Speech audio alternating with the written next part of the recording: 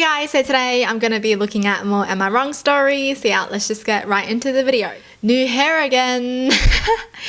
I can't make up my mind. I have a friend who we'll call Ellie. I've known Ellie since we were around 7 and our mothers are good friends. Ellie has had a very privileged life. Her dad is a lawyer and her mum is a dentist. So, as you can imagine, Ellie had a lot of more luxuries and opportunities than your average person. She grew up going to private schools, having private tutors, going on fancy vacations every year, etc. I won't go into too much detail, but I definitely didn't have a life that was anything like Ellie's. Ellie never had to get a job until she went into residency in medical school when she was 26. When we finished high school at 18, Ellie initially went to business school for 2 years before dropping out, then pursuing medical school. Her parents paid all of her tuition and all of her living expenses, so Ellie never struggled financially and never had to worry about money. Plus, her mother got her volunteering opportunities so she could get references on her medical school applications. Ellie is now a qualified pediatrician.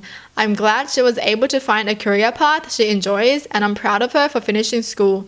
I know medical school is no walk in the park. I myself am a veterinarian. A few weeks ago, we went to a town event and we bumped into some of my old friends from high school. We chatted for a few minutes and one of them proudly mentioned she finished nursing school. When we went to my house after the event, Ellie made a very rude comment about my old friend, saying that I bet she was just too dumb to go to medical school, and went on about how great she is. I told Ellie that what she said was rude and uncalled for. Ellie said it was the truth. I snapped and told Ellie, "You only became a doctor by getting handouts. You don't get to make comments about other people." Whoa. Ellie started yelling at me and telling me that I'm a jerk for undermining her hard work and that she still had to work for where she is now. I told her that I know she still had to work hard, but most people don't have parents who can pay all the tuition and living expenses, and she had it easier. Ellie called me a jerk again and said I'm ignorant and that she still had to work hard. Oh my gosh. Ellie, you freaking hypocrite. So are you saying her old friend, the one who finished nursing school, didn't work hard then? Honestly, there are so many people that are smart and can qualify to get into medical school, but they don't have the freaking money. And that's why they can't get into medical school. That's why they can't study it, is because they don't have the money to. Alright, Ellie, maybe get your head out of your butt. She's acting like she's the best. No, you're not. I don't know what else to tell you, but you're not the best, okay? And she acts as if you're a nurse, then that's a bad thing. Bruh. We all need nurses.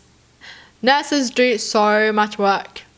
Probably more than doctors, to be honest. But come on. They don't earn that much. That's why they're looked down on. And that's so sad. The sad world we live in. I own a house. I wish I didn't because I inherited it from my grandmother, whom I would prefer to have back. It is an older house in a mature neighborhood in my city. It has a huge yard, a garden, and a detached garage large enough for a couple of cars and an RV. It also has an in-law suite where I live. I started living there when I started university and I love it. My exit leads to the backyard and my garden.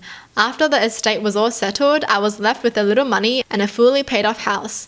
I am the baby of all the cousins and I was an oops baby. I am 17 years younger than the next youngest. I decided that I would keep living in my area and just take on short-term renters to help me cover expenses. I also plan to allow any of my nieces and nephews who went to school in my city to live with me. So far, only my one nephew has, and he was well behaved and moved out when he finished school. I found a couple that wanted the entire upper floor for 1 year while they got settled from moving across the country for work. No big deal. I have 3 siblings graduating the next year and only one might go to school in my city. So I let my property manager set up a 1-year lease. My city does not have a minimum rental increase. This is important. So after 6 months, the problems start. The wife got pregnant and they like the house. They have not found a house they want to buy.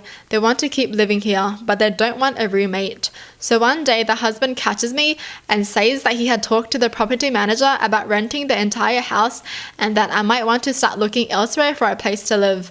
I check with my guy and yup, he wants the whole house. So I talked to my lawyer because I don't want any problems.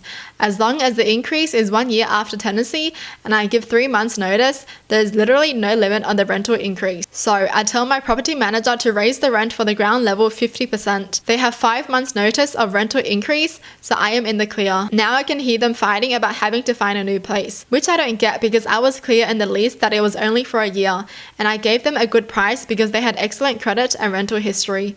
The real estate market in my city isn't crazy. They should be able to find something to buy in time, or at the very least, somewhere else to rent. I have talked to my parents about this and they said I'm being sort of mean. I don't think I am. I have a plan for my home and it does not involve me moving out. I have a garden that I worked with my grandmother my entire life. I have a yard with raspberry bushes my grandfather planted for his kids and grandkids. My dog likes having a yard to play in. I could have told them it's my home, but it's not their business. Oh... Yo, I don't think they did anything wrong. I'm glad they did that, honestly. The freaking audacity the husband had to be like, hey, we want the entire house now, and we talked to the property manager, so you better get your bags and leave. Wow. Like, he literally wanted to kick them out without knowing it was actually the house. He just played himself. Jeez. I'm glad that's what they did. Honestly, karma, they deserved it. All right, moving on. My husband, Mickey, loves his mum's cooking. He always praises her for the food she makes and even mentioned it in his groom speech at the wedding. I consider myself a good cook. In fact, I'm going to just say that I'm even better than his mum. But the problem is he doesn't even want to try my cooking or give me a chance to prove it. I thought this would change after marriage, but 5 months later, nothing's changed. What does he eat if he's not eating what I'm cooking? He has requested that his mum send him a meal every day to eat for dinner after getting work, except for the weekend where we go over to her house and eat breakfast, lunch, dinner, and dessert there. What the heck? Just stay with your mum then. What in the world? What's the husband doing? Don't get married if you're going to be like that. Why would you get married then? Oh my gosh. I'd be livid, to be honest, because I like cooking for someone to eat, right? I like seeing people's face light up when they eat my food. Yo, if that was me, I think I'd fight my man, to be honest. Nah, I probably wouldn't even be with them in the first place. Every single day he'd come home and ask if his mum sent him a meal. I grew irritated of this, and whenever I tried to offer him to taste any of the wasted food I cook, he'd lay in bed and say he's full.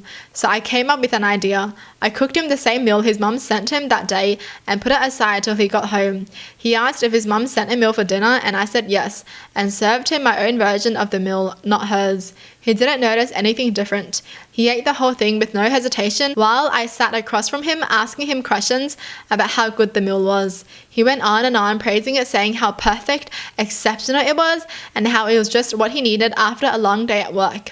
I smiled and said, "You're welcome." He froze and looked at me for a minute, looked down at the plate and then back at me and said, "Wait, you made this, didn't you?" I said, "With my own hand and from scratch." His face suddenly went red and he got upset and said that this was not cool. I told him he never even gave me a chance to show him how good my cooking is, and that he's probably just used to his mum's cooking and is rejecting any other alternatives, which is unfair to me. He said that I shouldn't have lied to him and basically tricked him into eating food that he had no idea where it came from. I said he liked it and admitted that it was so good, so what's the issue? He got up from his seat, threw the napkin, and said that I was unbelievable, then walked out. He got quiet the rest of the evening and then posted about it on his Facebook in a vague post about being tricked into eating someone's food like that. I felt guilty and bad, thinking maybe I really shouldn't have done this, but I was frustrated with how he kept turning down every meal I tried to cook him and then say no thanks, I prefer mom's food. Am I wrong? Nope. Come on, dude. It's not like he was a vegetarian and then she served him meat saying it was vegetables. You know, nah, none of that happened. She just served him the same freaking meal but made by a different person. What? What's the issue, man? Like, does he think what, like, her food is bad just because she's making it, or can he not trust the food that she makes? Is that why? Because that's what I'm getting. I feel like he only trusts to eat his mum's food and that he doesn't trust to eat his partner's food. Like, why? I don't get it. Like, why? Why are you like that? Why are you married if you're like that? Yo!